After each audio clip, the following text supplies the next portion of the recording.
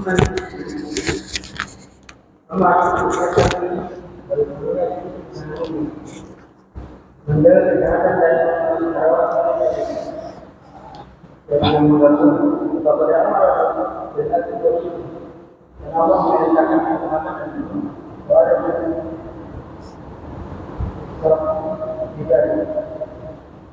tidak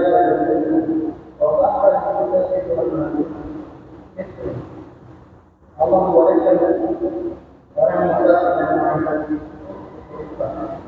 kecuali itu adalah untuk menjadi kita. Jadi mari ada orang yang lain. Allah membolehkan menggunakan sesuatu yang baik kepada kegiatan.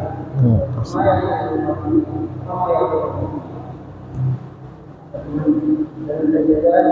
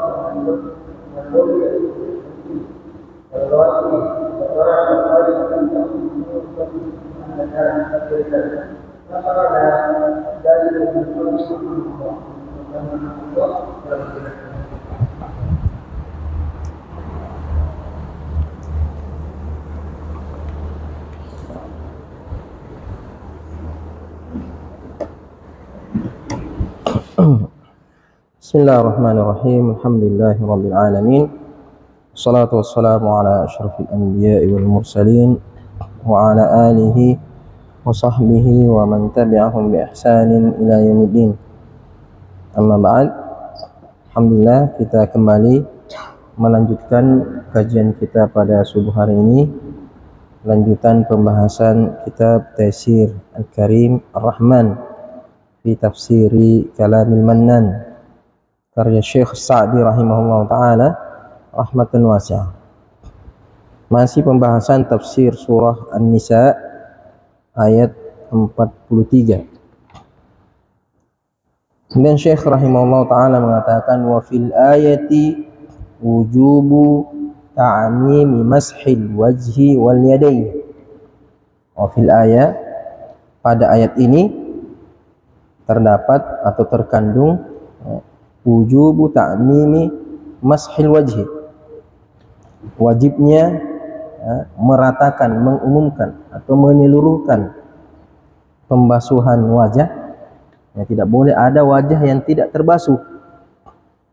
Sudah jelaskan batasannya wajah, dari tempat tumbuhnya rambut sampai dagu, kemudian antara dua telinga harus terbasuh semuanya. Wal yadain, begitu juga dengan kedua tangan, dengan perselisihan apakah hanya sampai pergelangan tangan atau sampai siku.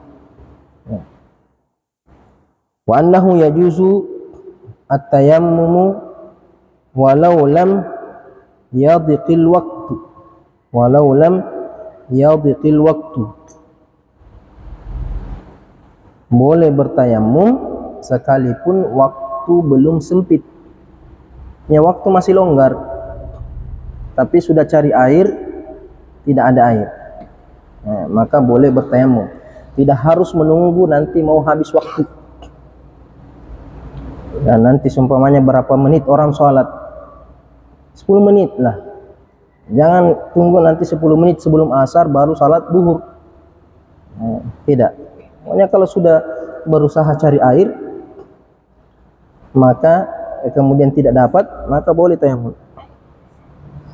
Seperti yang terjadi di masa Nabi SAW, ada dua sahabat bepergian jauh, tiba-tiba tidak ada air. Ya. Akhirnya mereka tayamum. Setelah sholat, mereka mendapatkan air. Ya. Setelah sholat, mereka mendapatkan air.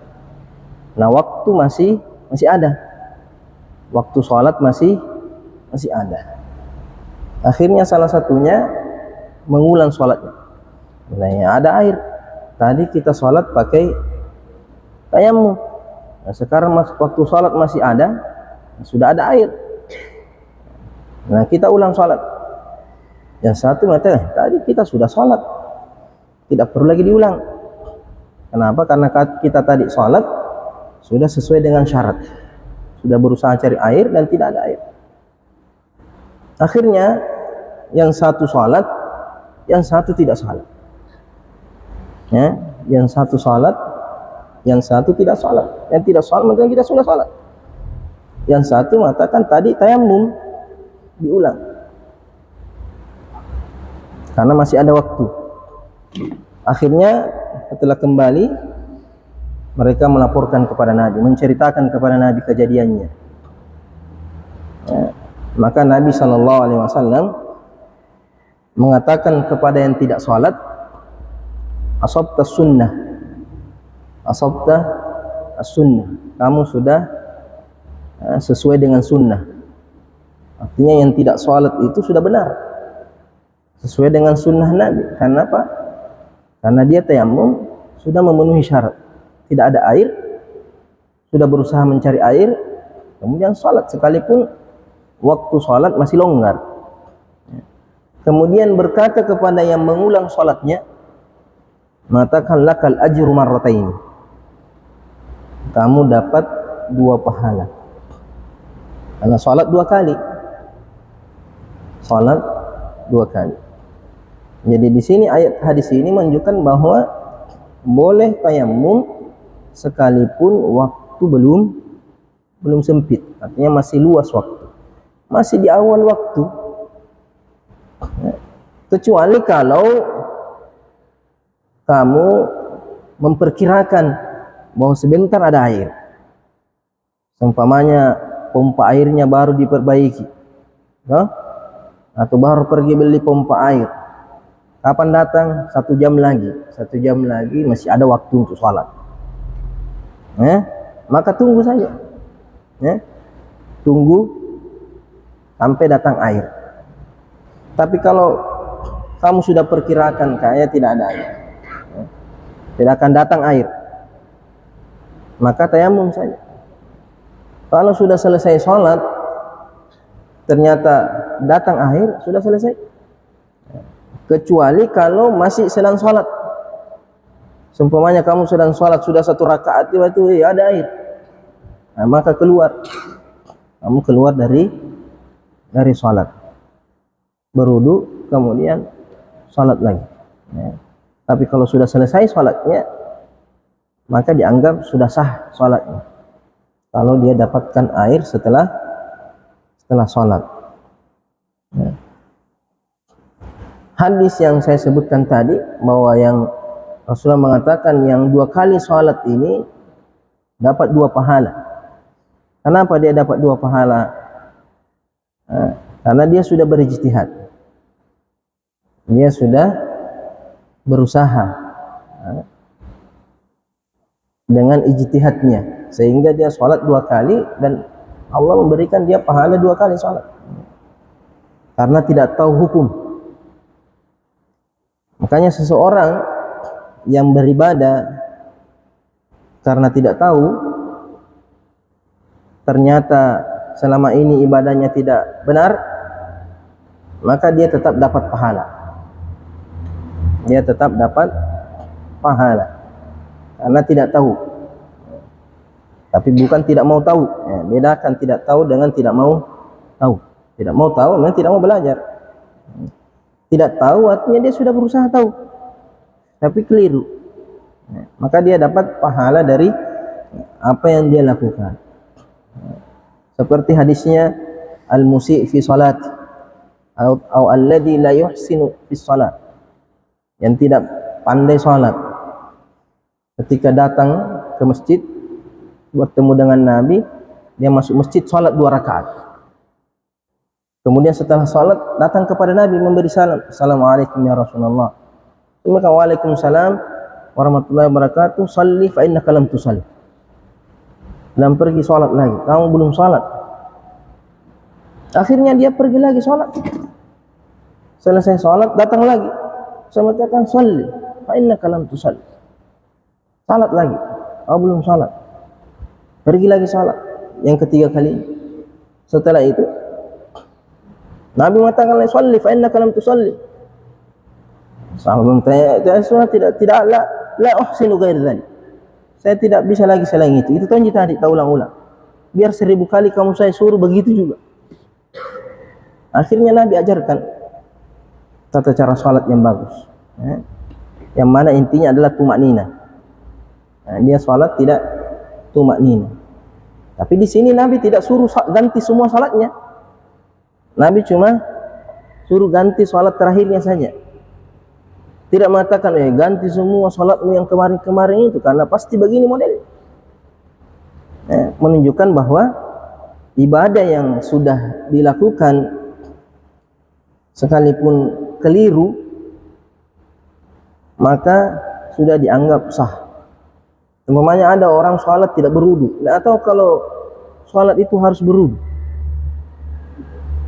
baru dia tahu berwudu orang kalau salat, iya kah? Nah iya, ganti saja salatnya yang terakhir. Yang lain insyaallah diterima oleh Allah Subhanahu wa taala. Beda kalau sudah dia tahu. Kalau sudah dia tahu kemudian dia kerja lagi, ya sudah tidak ada pahala. Wa annahu la yukhatabu bi talabil ma'i, dia tidak diperintahkan mencari air illa ba'da wujudi sababil wujub. Dia tidak diperintahkan mencari air kecuali setelah adanya sebab yang mewajibkan. Sebab yang mewajibkan ibadah itu. Artinya sudah masuk waktu. Sebab wajibnya sholat adalah masuknya waktu. Sebelum waktu tidak wajib sholat.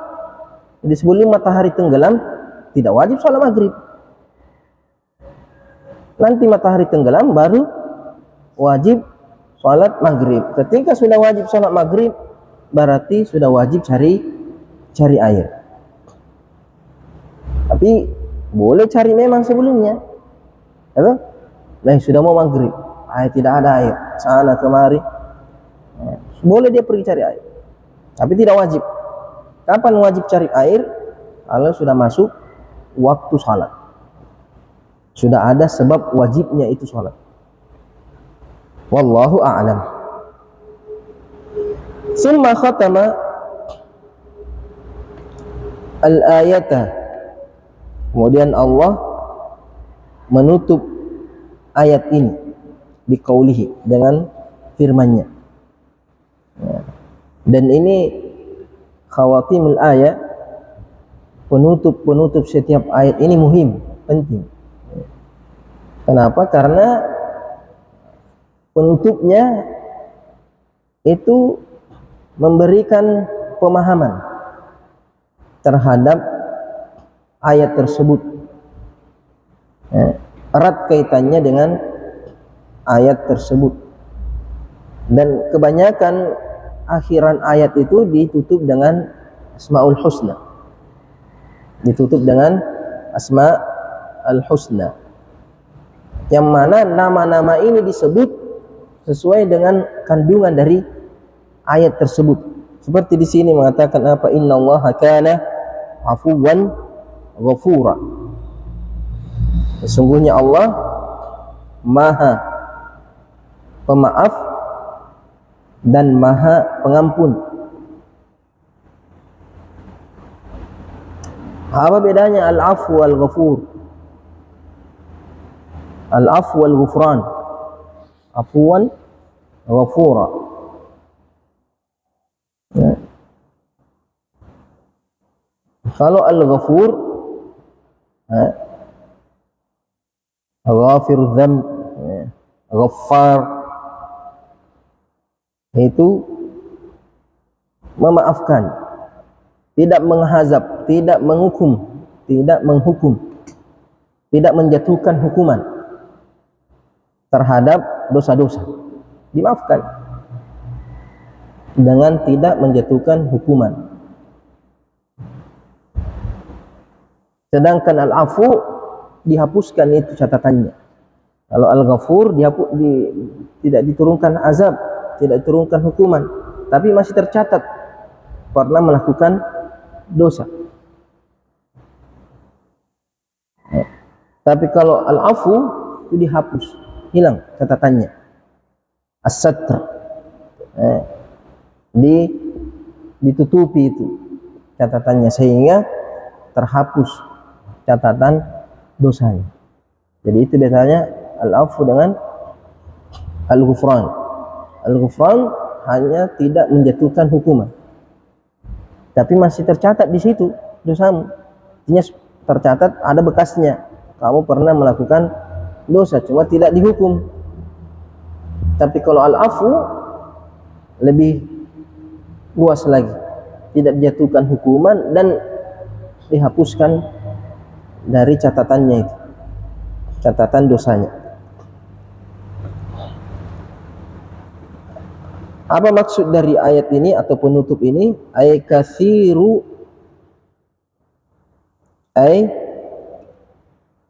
kathiral afwi wal maghfirah. Ay kathiral afwi wal maghfirah.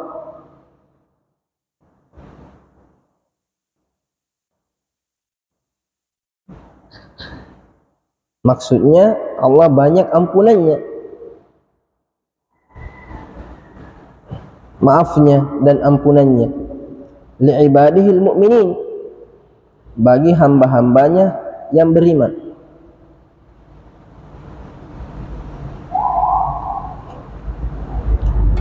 Bagaimana bentuk ampunannya Allah? Bagaimana bentuk ampunannya Allah? Bitaisiri ma amarahum bihi, dengan memudahkan apa yang Allah perintahkan kepada mereka. Itu termasuk ampunan Allah, ketika Allah tidak mempersulit kita. Ketika kita tidak mampu melakukan perintahnya, kemudian dikasih keringanan, itu ampunan juga itu. Beda dengan umat terdahulu. Umat terdahulu tidak ada keringanan dalam ibadah. Makanya saya mengatakan bahwa tayammum ini adalah ibadah khusus umat Islam. Tidak ada umat-umat sebelumnya. Ya, bahkan lebih parah umat sebelumnya. Umatnya Nabi Musa, kalau kena najis harus dipotong. Jadi kalau kulitnya kena najis harus dikeruk itu kulitnya. Kena baju najis bajunya dipotong. Tidak ada cuci. Itu berat. Kita ini ummatum marhumah, kata Rasul. Innakum ummatun marhumah. Kalian adalah umat yang dirahmati, yang dikasihi. Dengan ini, dengan diberikan kemudahan. Tanya orang yang merasa Islam itu berat, itu orang yang tidak paham Islam, atau memang hatinya yang berat. Bukan seringan apapun pekerjaan, kalau di sini berat, maka terasa berat. Disuruh pergi ambilan, tapi kalau di sini tidak mau, kutunah la ilaha illallah, berat sekali, nggak bisa sekali angkat pantatnya itu. Kenapa? Karena di sini tidak mau goyang. Tapi kalau di sini ringan, apapun suruh karena kerja. Kenapa? Karena di sini yang kasih gerak orang itu ini hatinya. Yang kasih bergerak orang itu adalah hatinya. Pekerjaan apapun akan terasa ringan kalau tidak dikerja. Eh, artinya kalau bagus hatinya, artinya dia ikhlas beramal. Tapi kalau anu ringan, tapi hatinya berat, azimanya itu. Makanya bait syairnya itu Al-Mutanabbih, law kanatin nufusu kibaran ta'ibat fi muradihal ajsam. Idza kanatin nufusu kibaran ta'ibat fi muradihal ajsam. Kalau hati itu besar, tekad itu kuat, maka seluruh tubuh ini akan bersusah payah meraihnya. Akan bersusah payah meraihnya karena di sininya kuat, keinginannya besar. Maka dia akan mengorbankan seluruh kemampuannya. Ta'ibat fi muradihal ajsam. Seluruh tubuhnya akan bersusah payah mencarinya, mengejarnya, meraihnya.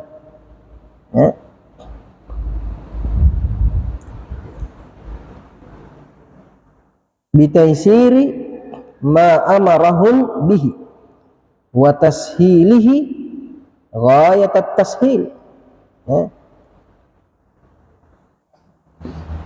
Diringankan apa yang Allah perintahkan kepada mereka dan dimudahkan. Taisir dengan tashil agak mirip. Taisir mudah, tashil dimudahkan. Sama sih. Kalau bisa juga taisir ringan, tashil mudah. Karena terkadang ada sesuatu yang ringan tapi tidak dimudahkan. Ya kan? Terkadang anu gampang tapi kita dipersulit. Ya kan? Terkadang urusannya mudah tapi kalau bisa dipersulit, kenapa harus dipermudah? Anu gampang sekali tapi disuruh ke sana dulu, belok ke sana lagi, ke sana lagi, ke sana. Hanya kamu mau dipersulit itu. Kalau Allah tidak, sudah perintahnya mudah, dikasih lagi kemudahan. Seperti apa? Seperti berwudu. Berwudu kan mudah. Apa susahnya berwudu? Ya kan? Cuma dicuci tangan. Sudah mudah. Ketika tidak mampu, dikasih mudah lagi. Ketika tidak bisa dapat air atau lagi sakit, dikasih lagi kemudahan. Jadi agama ini sudah mudah, ketika ada kesulitan dipermudah lagi. Jadi azimahnya saja sudah mudah. Azimah, hukum asalnya sudah mudah. Kemudian ketika ada kesulitan, dipermudah lagi, dikasih rukhsah lagi. Seperti sholat 5 waktu dari 24 jam, cuma 5 waktu. Yang asalnya 50 waktu. Yang asalnya 50 waktu. Dikasih pengurangan sampai 5 waktu. 5 waktu lagi ini kalau musafir dikurangi lagi. Kalau sakit tidak perlu lagi berdiri, boleh duduk. Tidak bisa duduk, tidur. Tidak bisa tidur, berbaring. Ini sudah mudah, terus dikasih kemudahan.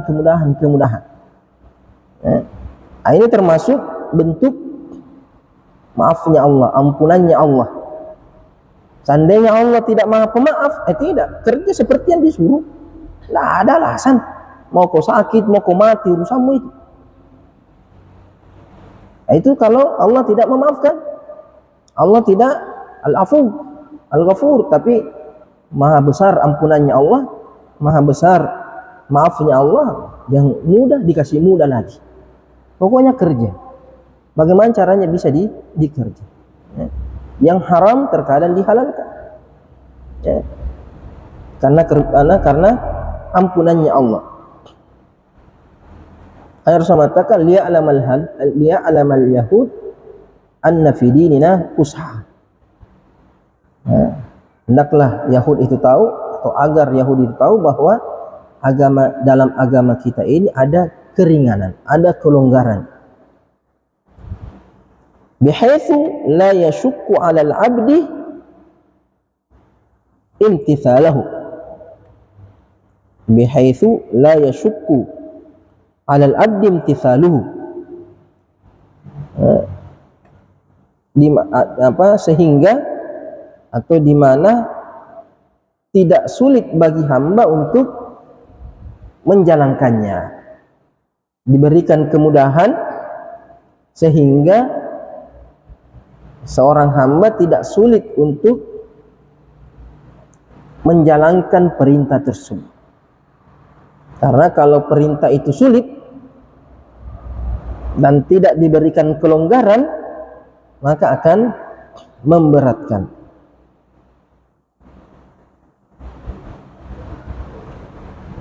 Fayahruja bidzalika, fayahruja bidzalika, sehingga dia terbebani dengan hal itu, terbebani dengan perintah tersebut. Ada haraj, ya. Sedangkan Allah mengatakan, wa ma ja'ala 'alaikum fid dini min haraj. Allah tidak menjadikan dalam agama ini bagi kalian al-haraj, kesulitan.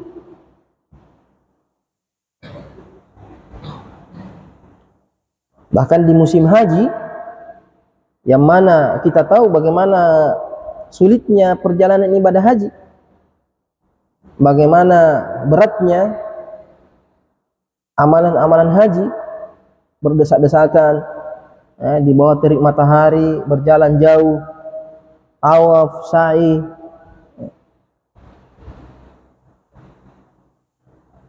Maka Nabi tidak ditanya tentang sesuatu dalam masalah haji kecuali mengatakan if'al wala haraj, if'al wala haraj, lakukan, tidak ada apa-apa, lakukan, tidak ada apa-apa.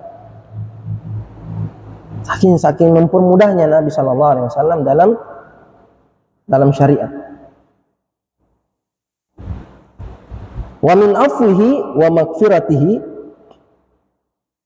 di antara bentuk maaf dan ampunannya Allah, an rahima hadhil ummata,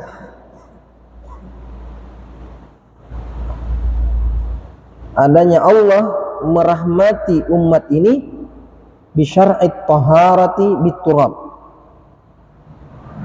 dengan disyariatkannya bersuci dengan debu, bersuci dengan tanah.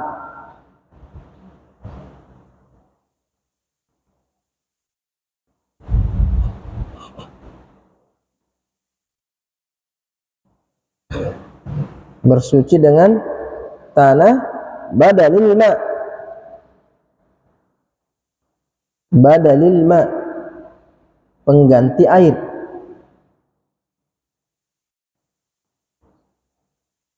Yang seharusnya bersuci itu pakai air, mandi pakai air, berwudu pakai air, digantikan dengan debu. Yang lebih mudah, ya, air susah kita dapat air, tapi kalau debu, tanah, di mana-mana kau bisa dapat. Apalagi di masa dahulu orang Arab sulit air, yang banyak debu, pasir, gurun pasir semua di sekeliling, sehingga betul-betul dimudahkan. Inda ta'adzur isti'malihi, ketika sulit mempergunakan air, ketika ada uzur mempergunakan air, atau terhalangi dari mempergunakan air. Apakah tadi karena sakit atau akan membahayakan dirinya? Membahayakan dirinya. Tidak sakit, tapi kalau dia pakai berwudu atau dia mandi sakit, ya. Seperti kisahnya Abdullah bin Amr, ya, ketika diutus oleh Nabi SAW bersama pasukannya, dia sebagai pemimpin, subuh-subuh dia junub, subuh-subuh junub, baru musim dingin. Dia berpikir, baik, kalau saya mandi nih mati saya. Akhirnya dia tayamum, kemudian jadi imam. Akhirnya dilapor, jamaahnya melapor, ini Abdullah bin Amr ini sementara junub, nah sholat, dia sholat, kemudian menunjukkan bahwa tayamum itu boleh menjadi imam oleh orang yang berwudu, tidak ada masalah. Akhirnya dilapor, nah bertanya, kenapa kamu sholat sementara junub kemudian tidak mandi, hanya tayamum? Ya.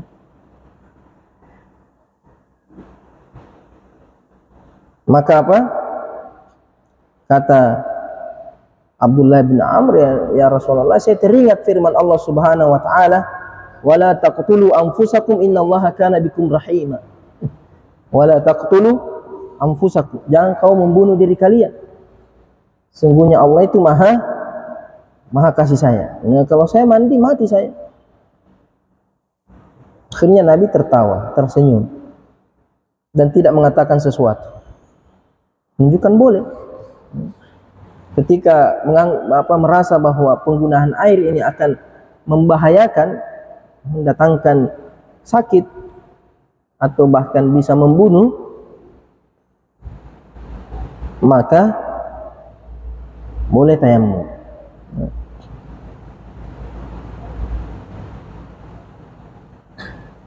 Atau kalau sakit atau tidak ada air, itu semua uzur-uzur yang membolehkan tayamum. Wa min afwihi wa maghfiratihi, sudah 3 bentuk maafnya Allah, bentuk ampunannya Allah. Pertama, dimudahkan syariatnya. Kemudian kalau tidak bisa mandi atau berwudu dengan air, boleh dengan debu. Kemudian diantara bentuk maaf dan ampunannya Allah Subhanahu wa taala, anfataha lil muznibina, anfataha lil muznibina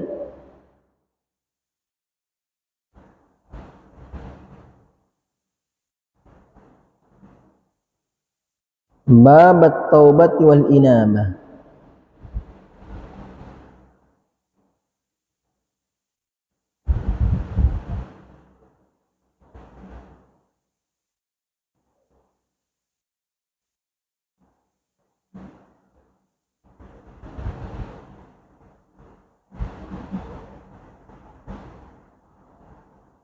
Di sini an taukid mukhaffafa, an taukid mukhaffafa min ats-tsaqila, asalnya itu anna. Kemudian setelah ditakhfif, isimnya dijatuhkan. Jadi asalnya itu annahu. Setelah ditakhfif menjadi anhu, baru dihilangkan hanya, berarti sehingga jumlah setelahnya adalah khabarnya anna. Kemudian jumlah anna wa ma ba'daha fi ta'wil masdar mubtada muakhar.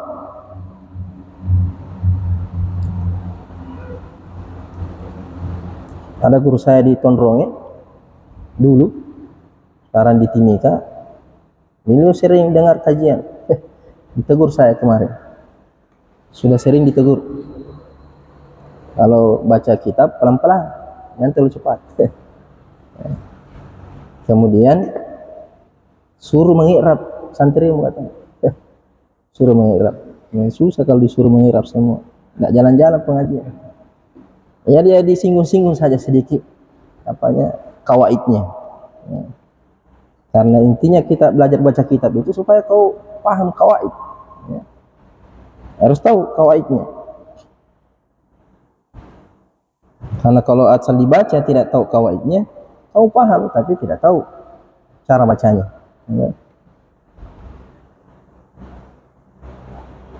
Nah, terkadang orang bisa membaca dan paham sekalipun tidak pakai kawaid, sekalipun tidak paham kawaid. Ini orang yang terbiasa baca kitab Arab, kitab Bundul, itu dia bisa paham. Dia baca begini saja, dia paham isi. Tapi kalau tanya kenapa di fathah, kenapa di kasrah, kenapa, tidak ada tahu. Kenapa? Karena sama seperti bahasa Indonesia. Kamu tahu bahasa Indonesia tuh, pintar baca bahasa Indonesia. Tapi kalau ditanya kaidah-kaidah bahasa Indonesia, ini awalan me, apa awalan pe, apa maknanya, kenapa, kamu tidak tahu kawaidnya karena kamu tidak pelajari kaidah bahasa Indonesia, no? Ini sama dengan bahasa Arab. Kalau kamu sering mendengar orang bicara bahasa Arab, kamu pintar bahasa Arab, tapi tidak tahu kawaid, ya, tidak bisa tahu kawaid. Sama juga sering membaca, karena kamu baca, kalau baca sendiri kan tidak perlu kamu patah baris-baris, ya. Uskun taslam, ya. Kasih sukun semua terakhirnya, kamu selamat. Uskun taslam, ya. Tapi kalau kamu membaca sambil murajaah kawaid, itu kamu akan terbiasa. Apalagi kalau kau baca Al-Quran. Kalau baca Al-Quran kan jelas barisnya, kamu tidak bisa kemana-mana barisnya. Tapi kenapa lain-lain barisnya ini? Kenapa di fathah di sini? Padahal seharusnya ini. Kamu buka lagi, i'rabul Quran. Kamu dapat lagi. Oh, ini pada kaidah. Oh, ada yang mahzuf. Oh, ada yang takdim, takhir. Tapi kalau kamu baca saja, lihat terjemahannya, selesai sudah. Kau paham artinya itu ayat, toh? Mau paham itu artinya ayat. Kau tanya apa terjemahnya qul huwallahu ahad, tahu artinya. Tapi kenapa di baris fathah, kenapa di dhamma? Itu tidak bisa. Kenapa? Karena kamu tidak pernah latihan. Tidak pernah latihan mempraktikkan kawaid dalam membaca. Makanya kalau untuk mudahnya yaitu disetorkan bacaan. Disetorkan bacaan. Karena kalau tidak, kamu tahu tapi tidak bisa. Tidak tahu alasannya kenapa dia fathah, kenapa dia kasrah, atau bisa jadi keliru, salah. Terkadang kita membaca bisa saja salah baris, tapi artinya benar. Ya, terkadang kita salah baris membaca tapi benar, karena mungkin terkadang salah ucap, mau fathah tapi di kasrah. Jadi di antara bentuk ampunan Allah, maafnya Allah, itu Allah membukakan an-fataha lil muznibina. Allah membukakan bagi orang-orang yang berdosa babat taubat wal inabah, pintu taubat dan pintu kembali kepada Allah.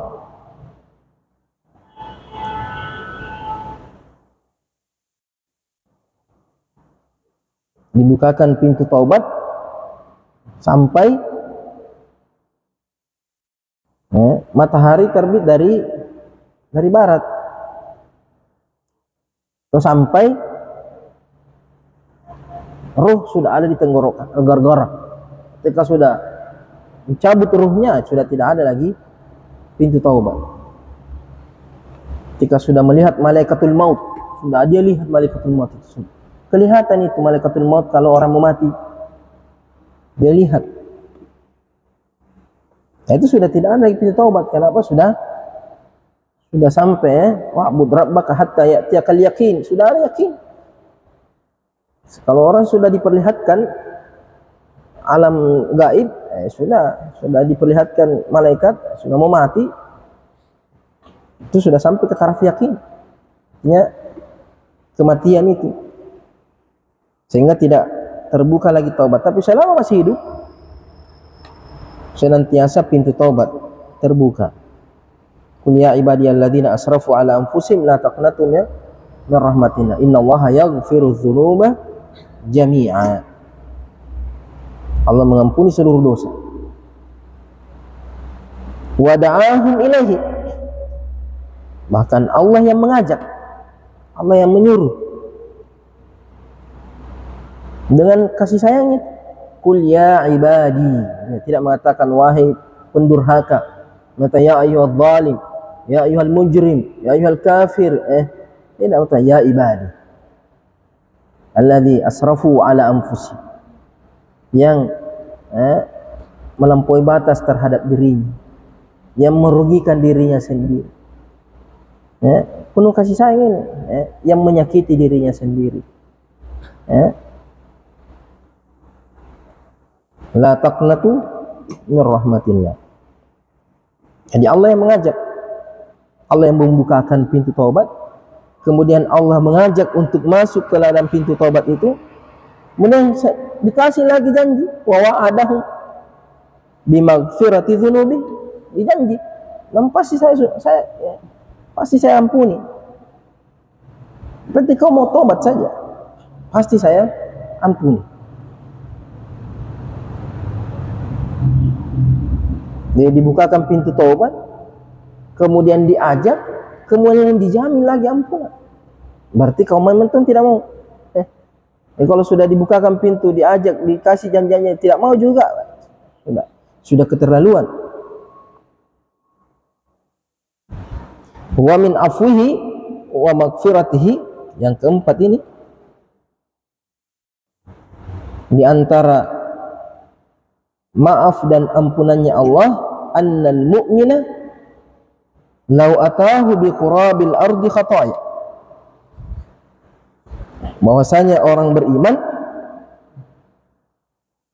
kalau datang kepada Allah, menghadap kepada Allah, artinya mati, wafat bi qurabil ardi khataya, dengan sebanyak butiran pasir dosa-dosa. Mutak berapa butiran pasir? Satu terik. Coba hitung satu terik, berapa butiran pasir itu satu terik itu? Atau ini saja, sungai Mangkosok, berapa banyak pasirnya sungai Mangkosok? Anda ada yang bisa hitung. Nah, ini satu dunia, bumi seluruhnya, laut dan daratan. Kalau dosanya sebanyak butiran pasirnya itu, satu gunung itu berapa butiran pasirnya itu? Nah, kalau seorang mukmin kalau mendatangi Allah, bertemu dengan Allah, wafat dengan membawa dosa sebanyak butiran pasir, thumma laqiyahu la yusyriku bihi syai'a, la yusyriku bihi syai'a, dia menemui Allah, tidak menyekutukan Allah dengan sesuatu pun. Nah, ini syaratnya ini. Tidak boleh ada syirik. Tidak boleh menyekutukan Allah. Jadi biar bagaimana dosamu, yang penting jangan syirik. Innallaha la yaghfiru an yushraka bihi wa yaghfiru ma duna dzalika liman yasha. Syirik ada selain Allah di dalam hatimu. Kamu mencintai sesuatu lebih daripada Allah. Wa minan nasi may yattakhidhu min dunillahi andadan. Di antara manusia ada yang mengambil sekutu bagi Allah. Yuhibbunahu ka hubbillah. Dia mencintai sekutu itu selain Allah itu, apapun, mau itu berhala, mau itu manusia, mau itu orang, mau apa saja. Dia mengambil sesuatu selain Allah, sekutu. Yuhibbunahu, dia cintai itu sekutunya kahubbillah, sama, dia samakan dengan Allah dalam mencintainya. Walladzina amanu asyaddu hubban, orang beriman itu harus cintanya kepada Allah melebihi selain Allah. Berarti itu sudah syirik, itu menyekutukan, syirkul mahabbah istilahnya, menyekutukan Allah dalam mencintai. Allah tidak mau dicintai sama seperti selainnya. Allah ingin dicintai lebih. Jadi jangan sampai di dalam hatimu ada selain Allah yang lebih besar atau yang sama besar. Ada di dalam hatimu selain Allah harapan, ketergantungan. Terkadang ada orang lebih bergantung kepada fisiknya, kepada pikirannya, kepada pekerjaannya, kepada materi daripada Allah Subhanahu wa ta'ala. Tidak boleh ada selain Allah. Man tawakkala ala syai'in wukila ilaihi. Siapa yang bergantung kepada selain Allah pada sesuatu akan diserahkan kepadanya. Allah akan tinggalkan kamu. Kalau kamu bergantung kepada selain Allah, Allah biarkan kamu dengan dia, silahkan kamu. Kalau kamu tidak percaya sama saya, kalau tidak mau bergantung sama saya, sudah. Dan Allah tidak mau disamakan. Ana agna syuraka anis syirk, kata Allah dalam hadis qudsi, saya paling tidak membutuhkan sekutu. Man asyraka fihi ma'iya ghairi taraktu wa syirkah. Siapa yang menyekutukan saya dengan sesuatu, saya tinggalkan dia dengan sekutunya. Pergi mau ke sana. Kalau kamu berharap kepada selain saya, pergi mau ke sana. Saya tidak mau diduakan. Tidak mau Allah diduakan. Hanya harus ketergantungan kita harus hanya kepada Allah. Ya. Wa may yatawakkal 'ala Allah fa huwa hasbuh. Siapa yang bergantung kepada Allah, maka Allah yang mencukupi.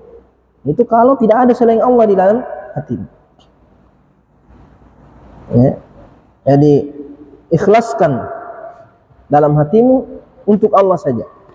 Tujuanmu, inna salati wa nusuki wa mahyaya wa mamati lillahi rabbil alamin. Ya, salatmu, semua ibadahmu untuk Allah. Wa nusuki, sembelihanmu untuk Allah. Wa mahyaya, kamu hidup. Itu apa kamu hidup? Lama tengah aku hidup demi engkau. Jangan balik-balik. Pintar bermasalah. Jadi hanya hidup untuk Allah. Wa mamati juga. Kamu mati juga untuk Allah. Jangan untuk selain Allah. La syarikalah itu. La syarikalah. Tidak boleh ada sekutunya. Jadi siapa orang beriman yang meninggal dengan sebanyak butiran pasir di muka bumi ini contoh saja sebenarnya. Ya, pendekatan saja. Karena terkadang contoh itu lebih bagus kalau sesuatu yang bisa dilihat. Mereka kan sering pegang-pegang pasir, toh. Kita sering-sering main pasir. Coba hitung-hitung yang di tanganmu saja dulu. Yang di tanganmu saja. Yang kamu genggam itu kamu yang hitung-hitung. Tidak akan selesai. Jadi kasih gambaran terdekat. Tapi maksudnya di sini sebanyak apapun dosamu, itu dengan syarat. Tsumma laqiyahu la yusyriku bi syai'an la atahu bi qurabiha maghfirah. Maka Allah akan datang menemuinya, bertemu dengannya dengan sebanyak butiran pasir ampunan. Sebanyak itu pula Allah akan datang dengan ampunnya. Ini hadis, ini penggalan hadis. Hadisnya Amr bin Al-As radhiyallahu anhu di Sahih atau di Sunan Abi Dawud. Sunan Tirmizi dari Anas bin Malik. Hadisnya Anas bin Malik di Sunan At-Tirmizi. Hadis qudsi. Allah mengatakan, ya ibna Adam, wahai anak cucu Adam, lau ataitani bi qurabil ardi khataya, kalau engkau mendatangiku dengan sebanyak butiran pasir dosa-dosa, thumma laqitani la tusyrik bi syai'a, kamu bertemu dengan saya tanpa menyekutukan aku dengan sesuatu pun, la ataituka bi qurabiha maghfirah, maka akan saya datang kepadamu dengan ampunan sebanyak butiran pasir tersebut. Insyaallah nanti kita lanjut ayat selanjutnya ini tentang ancaman orang yang berilmu tapi tidak mengamalkan ilmunya.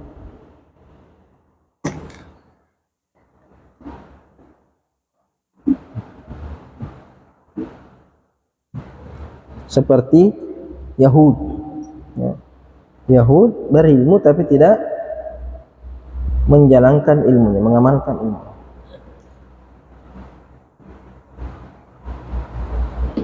Bismillahirrahmanirrahim. Alhamdulillahirabbil alamin. Shalatu wassalamu ala asyrofil anbiya'i wa sallam. Allahumma alimna ma yanfa'una wa anfa'na ma 'allamtana wa warzuqna ilma. Allahumma inna na'udzubika min ilmin la yanfa' wa min qalbin la yakhsha wa min du'ain la yustajabu lahu. Sallallahu ala sayyidina Muhammad wa ala alihi wa sallam. Alhamdulillahi rabbil alamin.